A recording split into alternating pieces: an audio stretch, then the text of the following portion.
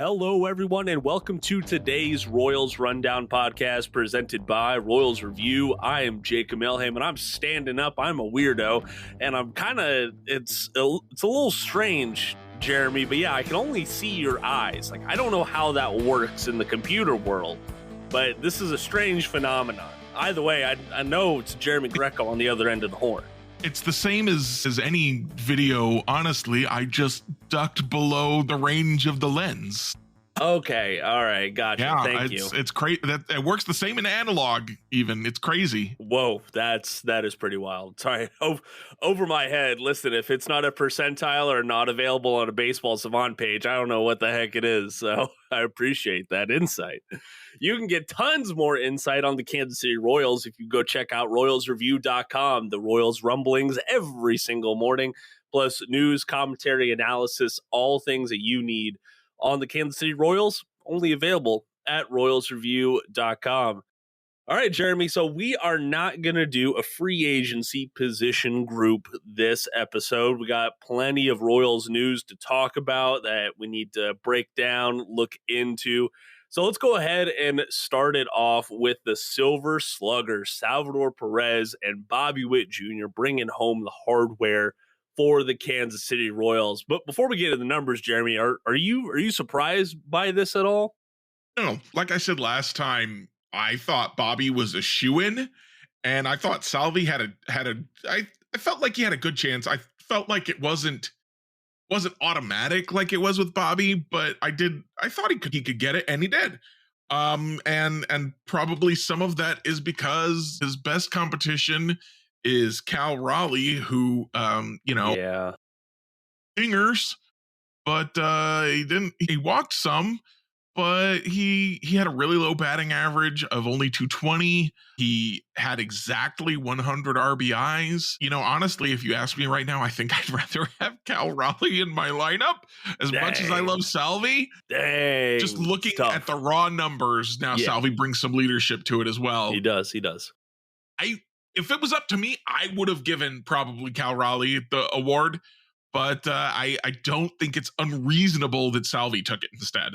No, I don't think it is either. And it's the fifth win in the Venezuelan's career. Just an insane amount for any one player to have two more Silver Sluggers to his name than any other player in Kansas City Royals history. Like he's just setting the bar high for performance at his position. And now he ranks, if I'm looking at this right, he ranks fifth for the most Silver Slugger awards from a catcher. Mike Piazza, of course, leads with 10. Salvi would have to have a hell of a resurgence to catch that. But still, when you're looking at this and he's in company with a lot of Hall of Famers with this new accolade, that's a good spot to be. And I think I saw something about there's only been one other catcher who has 5 Gold Gloves and 5 Silver Sluggers to their name. And I can't remember who it is. I cannot remember who it is off the top of my head. I really can't. Let me check that. And I could absolutely be wrong because, of course, I just saw it when I was on scrolling on social media. But still, I can't deny the value that Salvador Perez brought to Kansas City, especially behind the dish. 3 Gold Gloves. Wow, really? Yeah. Huh. That was very surprising. But I think Bobby is I don't want to take away any shine from Salvi, but I think Bobby's kind of the big headline out of this, if you will. His first Silver Slugger of his young career. And so many you'd have to think. Yeah. Oh yeah. That's what they were saying on MLB Network. It was like, hey, this isn't his last one. This is his first. It's not gonna be the last time you see him on these awards at the end of the year. And I mean, you just stack it up. He's got a hell of a trophy case right now at home. He's got the Gold Glove. He's got the Silver Slugger right there. It's Do you think he'll put his MVP runner-up next to those? I don't know what the MVP runner-up trophy look like. Is it even a trophy? Is it just a plaque? Like I suspect you don't get anything. Maybe a custom baseball you card? get a little note on Baseball Reference. Yeah, that's fair. That's fair. But it is just another great marker on this incredible 2024 season from Witt, the batting champion, the first guy to do it in a Royals uniform since George Brett, the first player to go 30-30 while adding at least 40 doubles and 10 triples in a single season. I mean, he's in his own class right now, and we're lucky to have locked him up for what, 7 more years at least, Yeah, right, at Jeremy? least. Whew, it's a good time to be a Royals fan. Were you? I don't know if you looked at the entire list, or like, were there any snubs or I glanced surprises? over it. I didn't think about it too hard. Okay, I okay. was just mostly like, "Hey, Salvi did get it. Cool." Yeah, that was mainly the one I was not worried about, but invested in. I do find it interesting that this is Anthony Santander's first Silver Slugger. He might be a 9-figure contract guy on the free agent market, and this is the first time that he's got a Silver Slugger. So it's these accolades don't mean as much as we think they do when it comes to the new contract, right? Yeah, the Silver Slugger's always been kind of a weird award because it's like, okay, you're the best hitter at your position, but like if you're say the second base or oftentimes shortstop, there could be 50 guys who hit better than you, but they were all first baseman and corner outfielders. Right. So it's like doesn't mean anything. And then Salvi's numbers, like Salvi had good offensive numbers, don't get me wrong, but those were far from the best in Yeah. the American League. Yeah, for sure, for sure. And then lastly, I don't know if this is still kind of a new thing, so I'm still getting used to it. The offensive teams of the year. No surprise, New York Yankees won that, and the Los Angeles Dodgers won that for their respective leagues. But I mean, hey, it's good to see multiple Royals in the leaderboards. Not I think only the Yankees had multiple guys in the American League. So it's a good spot to be in, Jeremy. Really good spot. Absolutely.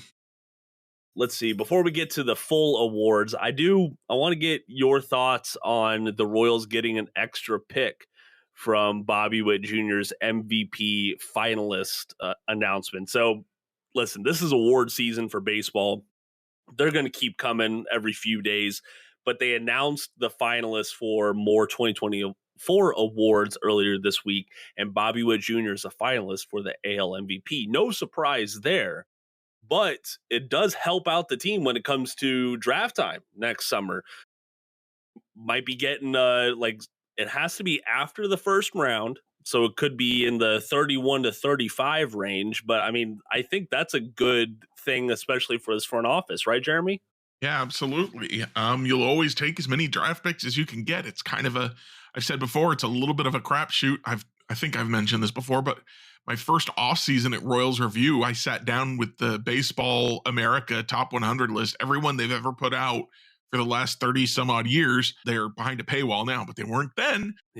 So I went through all of them, and you know, mostly I talked about which Royals and future Royals are on there, but then I also at the end did a little bit of an analysis of like, what does it mean to be in the top 100 prospects, as far as like how good are you going to be? And the answer is not, like, you're not, being in the top 100 is not a guarantee of superstardom.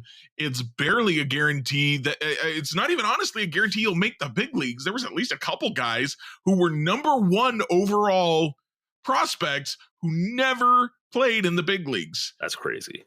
So, and that's after teams have drafted them and had a chance to develop them to some degree most of the time. Mm-hmm. And so draft picks is just like, yeah. So that, and we talked about this a little bit last week. I'm like, after the first round, we really don't know what's going on. For sure. So it's good to have because it's another shot, but also if they lost it or a pick after that, I'm not sure which pick they would lose if they signed a qualified offer guy. But if they did, it wouldn't also be the end of the world because now they have this extra pick. So they would still have the same number of picks. Right, exactly. So what this program or what this incentive is called is the prospect promotion incentive. Basically what it is trying to persuade teams that carry a top prospect for a full year of service. And then if that prospect Not gain the performs service time, basically, because if you right, bring them up partway through, then none of this helps you. Exactly. Then you don't get, like, for the example I read was Paul Skeens, right? Like, he was up in the big leagues for most of the year, but the Pirates called him up in May, I think it was. So they don't get an extra pick for him being in the top 3 of Cy Young balloting, but teams like the Just, Seattle. bad for them. Yeah, it is. I mean, like we said, more shots, it increases the odds of finding something. But also, Bobby's the first player to get his team an extra pick in this incentive through the MVP pipeline, if that makes sense. Everyone else, like, the extra picks have come, but it's been through Rookie of the Year wins, right? Yeah, that makes sense. Which makes sense. Now Bobby's first one to do it for being an MVP finalist. So I think that's pretty dang cool, especially when I think he finished 4th or 5th in his Rookie of the Year balloting Yeah, something like way back that. when. Yeah, I know, right? How times change. How times change. But more on the awards. So veteran pitcher Seth Lugo, a finalist for the AL Cy Young, excuse me. And then manager Matt Quatraro, a finalist for the American League Manager of the Year. The AL Central coming out strong in both of those races, by the way. All 3 Cy Young finalists are from the AL Central, and all 3 Manager of the Year finalists are from the AL Central. I mean, Jeremy, do you think our guys in blue have any shot at winning their respective award? I think Matt Quatraro is the most likely to win the manager of the year. I would bet on it if I knew how to bet on that kind of thing. I would be very surprised if Seth Lugo or Bobby Witt won their respective awards. Mm-hmm. I do think Seth Lugo's number 2. I'm really surprised Emmanuel Clase came in Yeah. as number 3, is where I believe he'll be. Tarek Skubal, I believe, will win. Mm-hmm. But I think that might be because the guy who I expect to come in 4th is Cole Reagans. And I think some people were like, well, I got to put a little bit I can't have both of these guys in the top 3. That's not fair. Fair. And Clase was pretty good for stretches, even though, we all should acknowledge at this point that no matter how good you are as a reliever, you're not as valuable as a starter, generally speaking. The very best relievers will be better than the worst starters, but that's about it. Yeah, the overlap in value is not very large, if that makes sense. Yeah, I'm with you on Skubal's probably the Cy Young favorite, as he absolutely should be. I don't want to take away anything from him on his season, but what a great career trend from Seth Lugo. I mean, going from a kind of a forgotten reliever in the New York Mets organization to being this top tier starter, now being an American League Cy Young finalist in his first year with the Kansas City Royals. We got him for at least one more year, folks, and then we'll see what free agency brings after 2025. So funny to me to think that he used to be a reliever, because he just seems like, watching him this year has felt like watching a guy who's been a workhorse starter for a decade or more. And it's like, oh yeah, well, actually he wasn't a starter until last year. Yeah, it is very strange. Like, go look at the Arsenal. You talk about his demeanor on the mound, like all of that just screams a seasoned starter. But that's not how the Mets deployed him, and now I bet they are regretting that to some extent. The Mets are so wild. I remember 2015, they had all those starting pitchers. They had Matt Harvey, Noah Syndergaard, Jacob deGrom, and then most of those guys kind of vanished. And then they had guys who were supposed to come in after them, Steven Matz, Zach Wheeler, who did not find any success in New York and had to move on to other teams to find that success.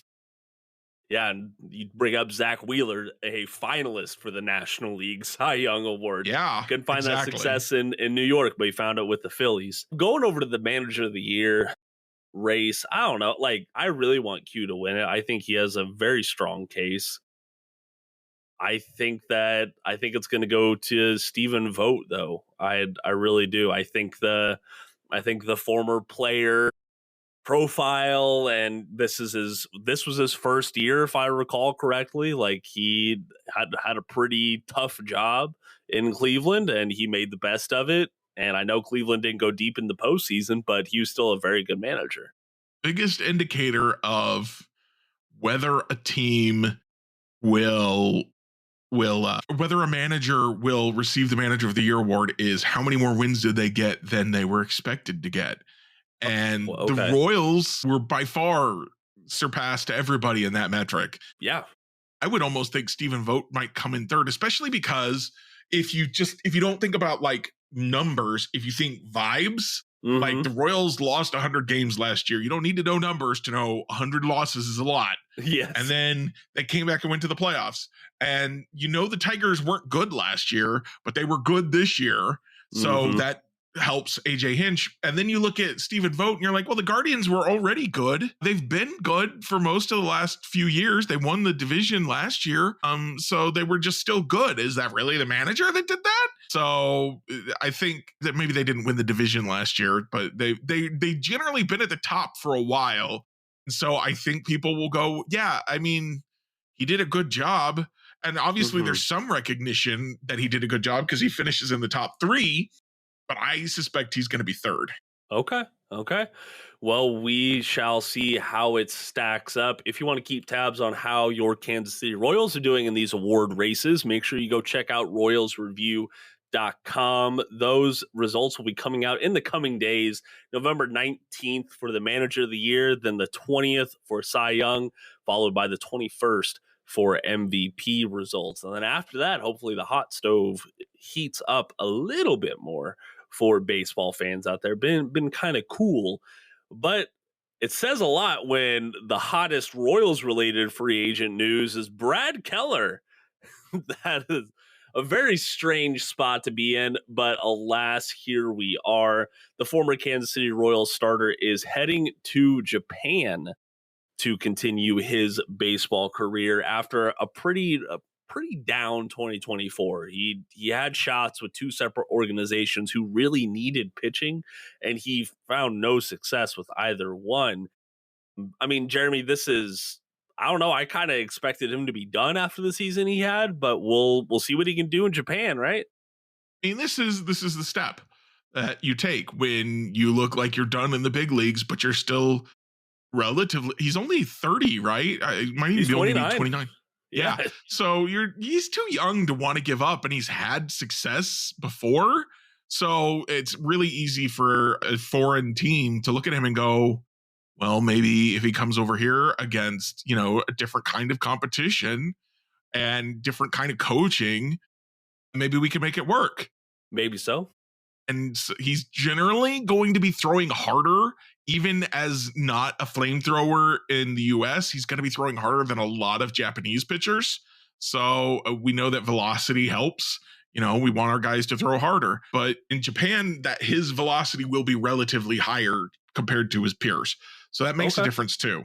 Yeah, that's an excellent point that I didn't think about. And also his new team, if you go and read over the press releases on it, it's like I recognize that team name. Where do I know it from? Well, it's the same team that is posting kind of arguably the top free agent target apparently this offseason. 23-year-old pitcher Roki Sasaki he's getting posted by the club that just signed Brad Keller. So that's where you recognize that from. And yeah, what's that team name again?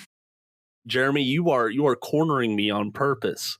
I'm going to need you to forgive what I'm about to say because I did not look up the correct pronunciation for it, but it's the Chiba Lotte Marines. I think it's Chiba Latte, but I could be wrong about that. I tried, Jeremy. I really did.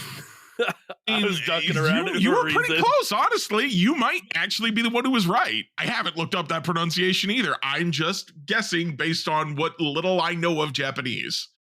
Fair enough. But Too much anime. I gotcha.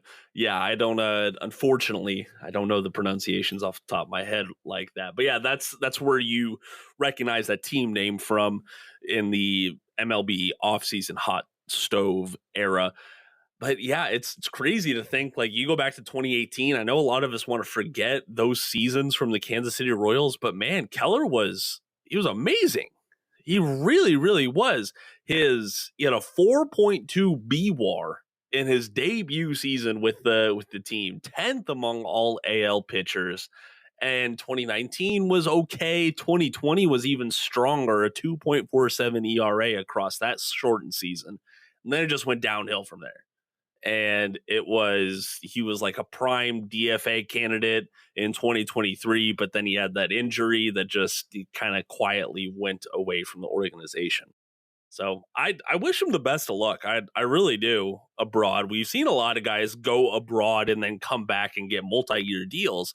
And like you pointed out, Jeremy, he's still fairly young. So I could see him making a move like that if he finds success. Absolutely. The internet says it's Chiba Lottie. Chiba Lottie? I don't know if I believe that, but that's what the internet says. All right. Well, you know what? The internet has never lied, Jeremy. Okay. The internet is always true.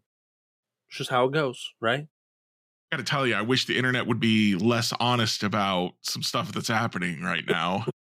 Yeah, that is true, but that is a topic that is a for different another podcast. Time. That is an entirely different podcast, but I think we are both in the same boat on that one. Speaking of the same boat, a lot of Royals fans this past week were in the same boat when it came to some stadium-related rumors.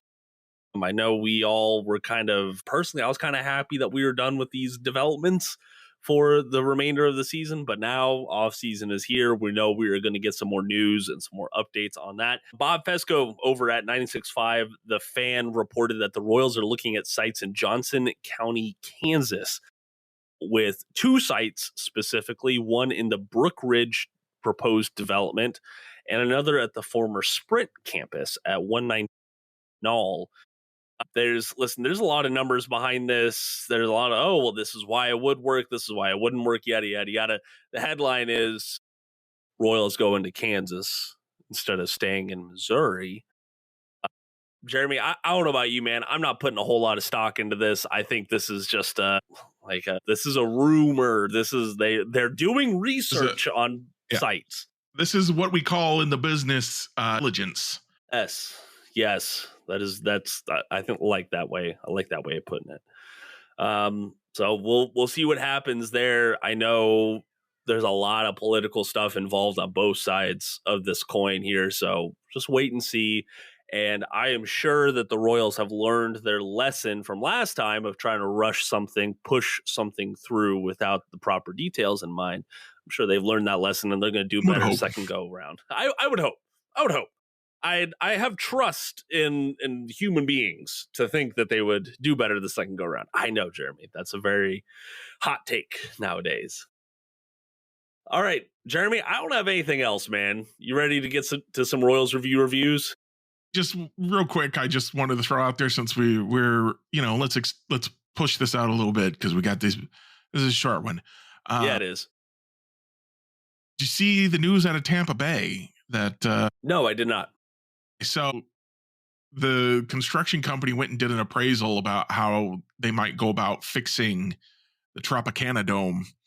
And they came back and said if everything went perfectly, would be ready for play again on opening day 2026. Ooh, but that's perfectly. I don't like that word. Yeah, so nothing, it never goes perfectly. So everyone's reporting they could play in 2026. And I'm like, yeah, but no, because it won't go perfectly. They have a new stadium that's already being built that's supposed to be ready in 2028. So I feel like, why would you sink millions of dollars, tens of millions of dollars into a stadium that is going to stop being used, maybe even get knocked down? So Tampa Bay has to figure out where they're going to play for the next 3-4 years, I guess. Yeah. I don't know what the deal is. I don't know what could even be considering right now. I know Max had written an article. Maybe they could play in Omaha. People said maybe they could play in Montreal because of that whole, they were like, we could do half and half. And they were trying to figure out their stadium stuff. There's other spring training sites in Florida that they could try and play at. But, none of these are ideal situations. Obviously, none of these are going to be in Tampa Bay, and it'll be real interesting to see how this goes. I do not envy the business people over at the Tampa Bay Rays. No, I certainly don't either, because this is a tough choice. Do you play in Oakland? That would probably be the funniest, most ironic move possible. It really, really would. I don't know, man, because I think this would be a tougher call if the Rays had like a steady fan base that came out to games. But the Rays have been one of the like worst performing attendance teams for years. Like, I think they're going to play baseball. I think they're going to find an option there in the Definitely area. going to play baseball. They'll figure something out. I'm just really curious to see what it is. I am too. I think that they're probably going to default to something in Florida at least. I think. Like you would assume, but yeah, it's going up to Montreal or going out to Oakland would be very ironic and from a fan perspective, kind of funny, I think. I feel like everyone working for the Rays right now is like, and to think the Athletics did this to themselves. Yeah, they did. Good Lord. Yeah, I didn't even think about that, but Omaha would be fun, wouldn't it? Hey, speaking of stuff that Max has written, I want to give that man some kudos. Number one, it's not easy pumping out off-season content, but he's doing a good job of it over at royalsreview.com. But if you go and check it out, he had an article 2 days ago now. We're recording this on Wednesday, so the article came out on Monday talking about on-base options, trade candidates to fill that role. Well, and then you come out to Annie Rogers' newsletter, and it was like, hey, this is what the Royals are trying to do with the leadoff spot. Who are 3 guys that they might want for the leadoff spot? And 2 of the 3 guys she listed are in Max's article. So, I mean, I think that deserves some kudos. I think that's pretty cool, right? Max is a terrific editor and site manager and writer. I don't know how he finds time for all of that stuff because it seems like a full-time job, and he's got a full-time job. I know, right? He's crazy. I am always like, if Max ever quits, I do not know what will happen to Royals Review because I'm sure as heck not taking it over. Know that our other editor, Matthew Lamar, is busy with his own stuff too. So y'all be nice to Max, please, and beg him to never leave. Pretty please never leave Max. But yeah, Max has been there since 2014. Like, I think he's been the editor since 2014, not just a writer there. So yeah, he's pretty entrenched over there at royalsreview.com. You could also get pretty entrenched at royalsreview.com down in the comment section. Okay, there are some folks over there that I want to know their life story. Okay, you are typing these things out. I want to know what you do from 9 to 5. I want to know what is making you say these crazy, wild things. But that's just me. I got one more thing I want to drop on you. What's up? Our friend of the podcast, though he may not know it, David Lesky, put out another Inside the Crown today. Jay for a day, let's make some deals. And he proposed 3 trades that he would make if he was the general manager of the Royals. I want to go over those real quick with you and see how you feel about these. So the first one is Brady Singer and Alec Marsh to the Angels for Taylor Ward, Luis Rengifo, and Reed Detmers. Man, how'd you feel about that? Say that one more. I want to make sure I heard you right. Say that one more time. Brady Singer and Alec Marsh traded to the Angels for Taylor Ward, Luis Rengifo, and Reed Detmers. Pretty big swing, but I think it addresses all the things that the Royals need addressed, and it addresses all the things the Angels need addressed. So why the hell not? But what do the Angels need addressed? Everything, Jacob. Jeremy. Everything. Okay. Every damn thing. That's just how it goes. Detmers would be a really interesting pickup. He would, because he is going to be entering his age 25 season, and he had a 6.7 ERA last year. Yeah, he's still a guy that's still like running. His value, it still lies in his potential, if you know what I mean. Well, speaking to that, he had a 3.77 Sierra.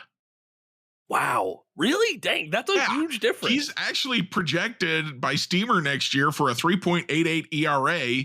He pitched 40 games, 18 starts. He would fit nicely into the niche left by Alec Marsh. Yeah. So basically you're saying upgrade our Alec Marsh and we'll give you Brady Singer for Taylor Ward and Luis Rengifo. Pretty much. Hey, do me a favor, Jeremy, or do you have his fan graphs pulled up? I'm gonna walk you through this just so our listeners can do it if they want to as home. So go to fan graphs, go to Reed Detmerce's page, and if you scroll down a little bit, there's a section that says pitch values. Okay, it's something that I like to look at. Jeremy, I'm gonna need you to look at what was Detmerce's most valuable pitch in 2023. 2023 Yes. is slider. What was his most valuable pitch, even though it was negative? What was his most valuable pitch in 2024? Slider. Hey, so you're telling me that we have a slider first pitcher can come to the Kansas City Royals, and maybe the Royals can fix him. I like that idea. I do. What are the other trades, Jeremy? Let's hear them. So I also like that trade. I would probably do that trade in a heartbeat, I think. Okay. This one's a little bit more interesting, I think. James MacArthur and Maikel Garcia to the Padres for Yuki Matsui and Brandon Lockridge. Yeah, I genuinely don't know enough about those two players. Yuki Matsui's a left-handed reliever, came over from Japan with a pretty good pedigree. As you know, if you get to America from Japan, you do. And he was not as good as they'd hoped, but he was solid. Then Lockridge was a rookie last year, rookie outfielder. He's 27 years old. He has played well in AAA, but he had his debut, and in 12 at bats, he did hit a home run, scored 4 runs, had an RBI, 2 stolen bases. So there's maybe something there, but it was overall a 58 WRC plus. He's a good base runner. He's supposed to be able to play center field. He would maybe be a platoon partner for Kyle Isbell. So you're trading Maikel Garcia and a reliever that has shown flashes in the past for a reliever who's shown flashes in the past. And but I think Matsui might be younger. Matsui is 29. Quick. Yeah. Oh, 29, so never mind. He's old. Yeah. And well, I don't know. Still, he had a 3.73 ERA last year, so he's got some good stuff going on. I don't like this trade, honestly. I'm not a super huge fan of it either. So this is a stereotype, but I swear that I have good reasoning behind it. I'm not a huge fan of pitchers coming from Japan who rely heavily on the splitter. I think the splitter is that's just my 2 cents. And if someone wants to educate me otherwise, please reach out to me. I'm always willing to learn. Wrong. I believe that the splitter is a very volatile pitch. I really do. I think it is the most volatile pitch outside of the knuckleball. Love me a splitter, honestly. They are pretty, but you know, if that's your get out pitch, I don't like it. So Yuki, I'm okay on. Lockridge right now. Like, I get it, they got him in the Juan Soto trade, but I'm a little iffy on him. Like, I don't want to call him a quad A guy, but he trends more towards that than being an everyday. You're trading a utility infielder and a reliever for a reliever and a utility outfielder. And I feel like at that point you're selling low on James MacArthur and Maikel Garcia. And I don't feel like what you're there's a point where selling low on guys makes sense for a winning team because you need something now. Mm-hmm. But I don't feel like Yuki Matsui or Brandon Lockridge give you anything that you need now. Right. And I think present value, this favors the Padres a little bit more, like they would be getting the better end of the deal. But yeah, I mean, Lesky, it's all right, man. I disagree with you a little bit, but that's okay. Right. And so the final trade that he proposed was Chris Bubich to the Giants for Lamont Wade Jr. Don't like that one bit. Obviously, I hate it. That's my favorite pitcher. The interesting thing to me is that you've already added 2 OBP guys in Taylor Ward and Luis Rengifo. Yeah. And then you trade a potential reliever, like a guy that still has a lot of promise for, admittedly, a lot of OBP in Lamont Wade Jr. I think he was at like 380 last year. Like, he's good stuff. but also 376 over the last 2 seasons. But he's also first base DH only. And the Royals already have a first base DH only and a catcher first base DH only, and Yeah. then a catcher DH only. So they've got that position kind of filled. Now maybe you can also trade Freddie Fermin. When I look at these as a whole, though, I'm like, that first trade makes a lot of sense for It this does. team. Trade from that position of strength in your starting pitching and get back 2 hitters to really lengthen your lineup. The other 2 trades don't make as much sense to me. Now I love Lesky, and this is not a criticism of him. I don't really get it with those trades. I don't either. And especially like when you go and look at the contract situation, right? Wade is a free agent after this season. So you're trading away Bubic, who at worst is a middle leverage bullpen arm. At best, he's a number 4, number 3 starter, maybe even in 2025 for Lamont Wade, who I get it. He's been an above average batter for his entire MLB career. Like that's been his thing, but he's also a below average glove in the field. I don't know, like that first trade is just like a one and done. These other two have kind of been additions that I don't think are necessary or really fit in Kansas City without some other follow-on moves. Like let's say if the Royals made a big swing and traded away Vinny for some freaking Right. reason, then getting Wade makes a lot more sense. And my question becomes, is Wade enough of an upgrade over Vinny for whatever you get for Vinny? You know, Yeah. what you Yeah. does that make sense what I'm It saying does. at all? I feel like I just spoke gibberish. No, it does. Like let's say I think a lot of stuff would have to happen for them to trade away Vinny Pasquantino. It really, really, really would. But, Vinny as a whole has not lived up to the promise that we saw from his initial offering in Kansas City. He's been an above average batter, but not to the degree that was expected of him. Wade is a marginal upgrade across his career. And when I say marginal, I mean like really, really small. He was a 119 WRC plus last year versus Vinny's 107. Yeah. He can't. You said he can't play defense. He can't run. It's not like he always hits amazing. In 2022, he was a 93 WRC plus guy. He only played 77 games that year, so that I think that's probably an injury in there. It's not like he's always available. For all of you people who out there are like, the best ability is availability. Hey, don't mock Doesn't that necessarily saying. offer that either. Right.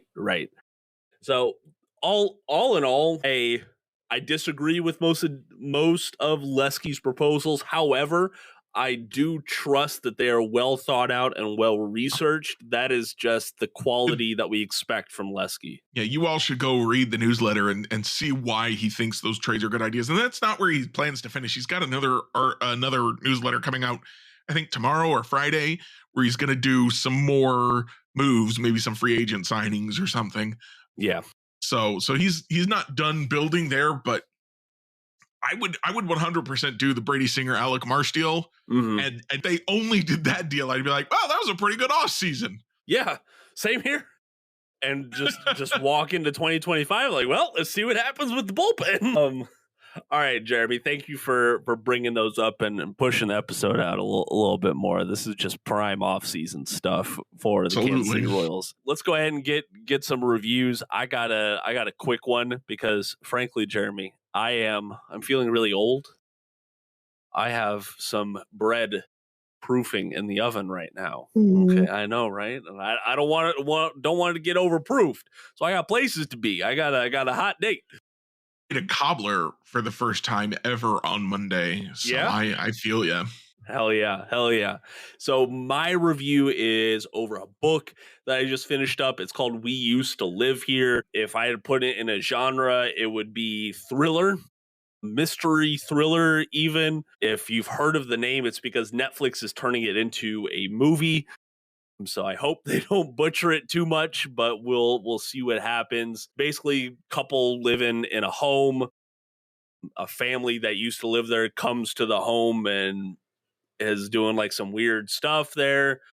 all in all, there are some things going on with the house that is like causing parallels to come into play. Like, oh, I don't remember the cup being there, or I remember this window being different, small stuff like that. But it all piles on to in this big conspiracy. I really enjoyed it.